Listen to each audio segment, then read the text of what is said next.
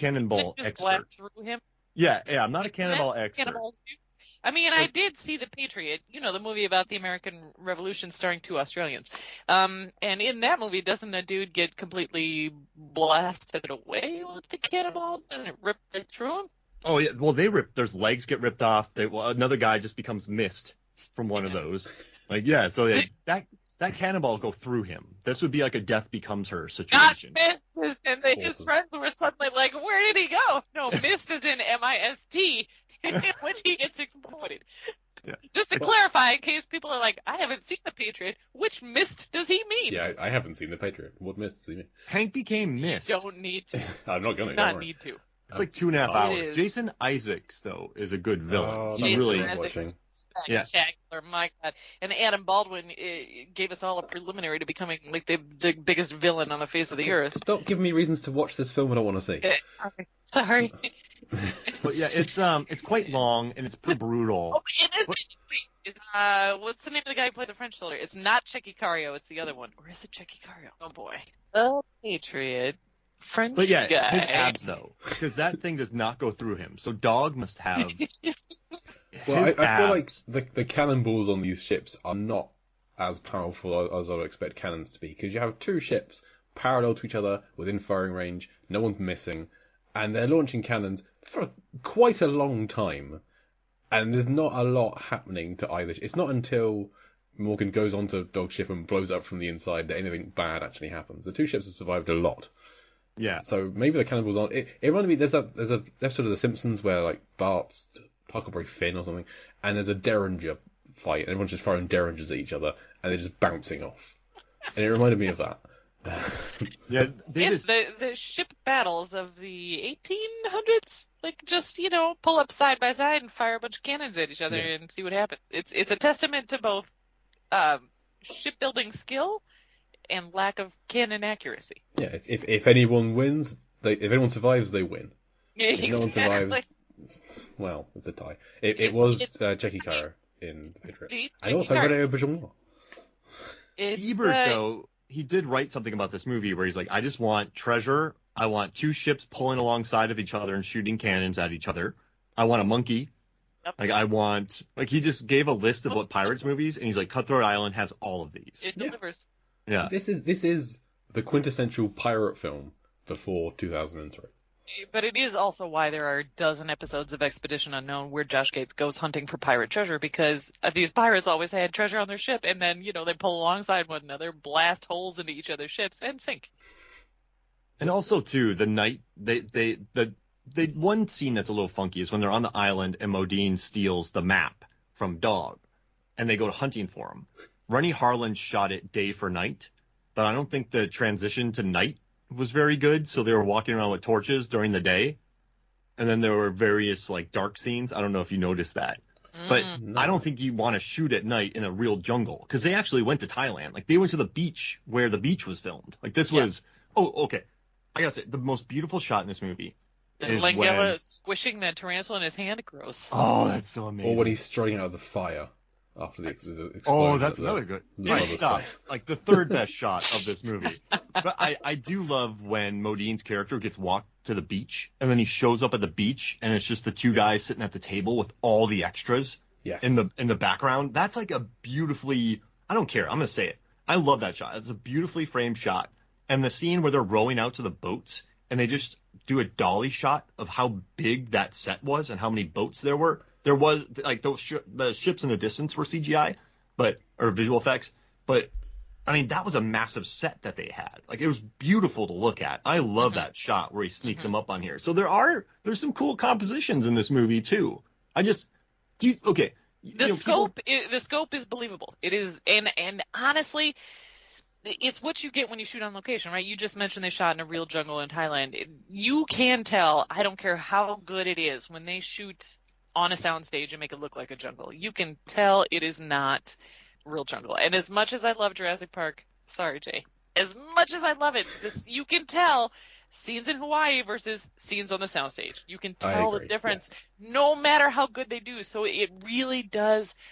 The scope of this movie, shooting on location, it matters, and you can tell, and they do a good job. Now, one final thing before we get out of here, but you watch like Deadpool or Avengers Endgame, there's a lot of like caustic humor and like sarcasm and that, like, people seem to love that. Like this movie has none of it. So I wonder. I wonder if that hurts it. Like, well, sarcasm wasn't invented until 1923. You've got Modine like going along. I don't understand how you'd need somebody to speak Latin in your life, whatever the phrase is. He's like commentating on things as he's going along, but that's about it. You haven't got every character doing it like in Marvel. You just got him, and he's been thrown into this situation. He's unused to all of this, so it kind of makes sense that he would be trying to cope with whatever mechanism he has. Do you think that makes movies like M. Night Shyamalan movies? Some of even the ones I wouldn't say that aren't that strong. That one that The Village people hate on. People hate on The Happening. People hate on Lady in the Water. But he's also so earnest with his filmmaking. He's very yes, there are some twists, but he's very. There's just a certain openness to his movies, that people really went after as well. So I wonder if that is something that people just don't like, or that it's easier to make fun of when a movie is just very, take a drink every time I say earnest, but it's not P. Worrell, but it's, I wonder if that hurts some movies where they're just so, I don't know. Does that make sense? Yeah, they're so tongue-in-cheek. They're so snarky and self-aware. Yeah, I think it has to do with the tone. And if you've decided ahead of time, well, here's the tone.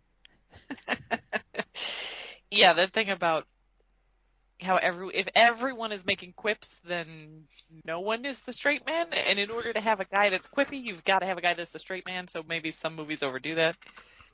Because Rhodes in Iron Man is a definitive straight man. Yes. But even he has quips. Yep. He has many, many quips in Iron Man 2. Everyone in and I think it might have been Screen Junkie's Honest Trailers that pointed out where Black Panther's the only one who will not quip. Everyone else is quipping. And then when that came out, I was amongst people who were like, "Oh, he's kind of a boring character." Because he won't quip. Who's this guy? Dour. Yeah, so this movie doesn't really have the comedian, the one character who's like, oh yeah, I'm gonna make jokes about this entire situation. No, really, you get occasionally Shaw makes observations with question marks, but no one's quipping. There's no Rob Schneider. In Judge Dredd, dropping quips, like that kind of character. I feel like Weird Paul. Or Rob Schneider in Demolition Man. Yeah, exactly. He doesn't know about the seashells. I do feel like they could have very easily given that role to someone like Christopher Masterson, or just one of the crew. Just have somebody like, oh, he's always quipping, and then it just gets killed at the end, and everyone's like, oh, phew, that's fine. Oh, the quippy guy's dead. Yeah, maybe this movie needed that. Maybe it needed a quipster. And also, too, none of her crew the main crew get killed. I know that Rex Lynn, Mr. Blair, that's pretty gnarly how he gets his arm smashed in that thing, and then he gets saved. It's kind of cool how... By Trotter. Yeah, I love Trotter. He's when he smacks him in the back of the head. But I like that none of them have to die. We're going to sacrifice someone to make people feel things. No, just keep them alive because we like them. Speaking of deaths, Ainsley, the Patrick Malahide character, the kind of the British general, whatever he is, the head army guy, and then the traitor, Maury Chaykin. They both kind of disappear in an explosion in the climax, and then they're kind of forgotten about. And I wanted just a bit more. I wanted them to be definitively defeated. And so that was a little unsatisfying. Yeah, they just get engulfed in flames, and then we never see them again. When Maury Chaykin was like, I'm on this boat to research pirates to write a great novel, I was like, oh, he's going to end up being Robert Louis Stevenson. This is going to be a treasure. Because I have no idea when that was written. I've looked it up since, and I was like, 200 years later. But still, that was my first thought, this is going to end with him closing a book titled Treasure Island. Oh, boy, that would have been very clever. But terribly anachronistic. I will say that the idea coming back to the Ainsley and Patrick Malahide, who was ironically, I believe, just in The Protégé, The trope in a pirate movie of you got two groups of pirates going after the treasure and fighting against each other, and then yes, also the British Navy. Like the British soldiers are always hanging around as a third interested party, a secondary villain, a plot point. So yeah, I feel like that's also there too, and would have been interesting to see a little more, but not necessary, not really the focus. Don't need it. Yeah. Just give me more Geena Davis. Like, I like in the beginning, too, the guy goes to shoot her, and she's like, I took the bullets out of that. So she just used the guy. I took your balls. Yeah. I just like that she saw it coming. It's a line that apparently was cut for the UK cinema release for this film. Oh, and the dance number that you didn't get. And the dance number, of course, yes. There were further cuts for the cinema release. Censoring your balls. Yeah. Wait, that's wait. BS? PTS? BTS? PTS? PTS. PBS. And listen, how great are the face punches in this movie? I love the sound effects. Yeah. You mentioned that. The sound effects are crazy. All they're missing is the, like, Batman 66, pow. Yes, exactly. And you know what I like about Renny Harlin? He's like, he was talking about the movie. He's like, I made sure to just add as much humor in this as possible. So, like, people watching it, I don't know. I just wonder how humor people... without quips. Yeah. Just, How? Oh, wow. How is such a thing? Like the line about the line about the iguana, and then her line about, like, I thought I'd be passed out. Like, it's just funny, cheeky dialogue. So, I mean, I don't know how people watch this and not, like, I feel like I was able to get on the wavelength of this movie quite quick, but other people weren't. It's kind of a bummer. Well, what's ironic is that every time I mention this to someone, I find more people who like it than people who don't. Oh, hey. Again, maybe I'm just hanging out with the right people, but pirates, archers. I think that it's one of those where, like you said, the narrative was set, and so it got critically panned, but maybe it didn't get the cult following that I think Long Kiss Goodnight has, right? I think Long Kiss Goodnight is kind of widely accepted as a big cult hit. I don't know that this got that, and maybe it should. Mm-hmm. I think Pirates of the Caribbean came in, and so maybe overshadowed it. Was this maybe ahead of its time? Was it? I don't know. It's just too good, and it got buried. Yeah. And it went over budget, and that was in the press a lot, and everyone wrote about that. And I just think people, I'm telling you, go read some of the comments about this, like the negative comments. You'll just, Renny Harlin wanted to direct his, like, Renny Harlin. Yeah, it'll make you very angry. And there's articles by major publications where they're like, Harlin refused to give his wife a smaller role, or his, fiance wife a smaller role. Like, he insisted that she had a bigger role. Maybe he should have brought in an A-lister and given Douglas more to do. And I'm like, why?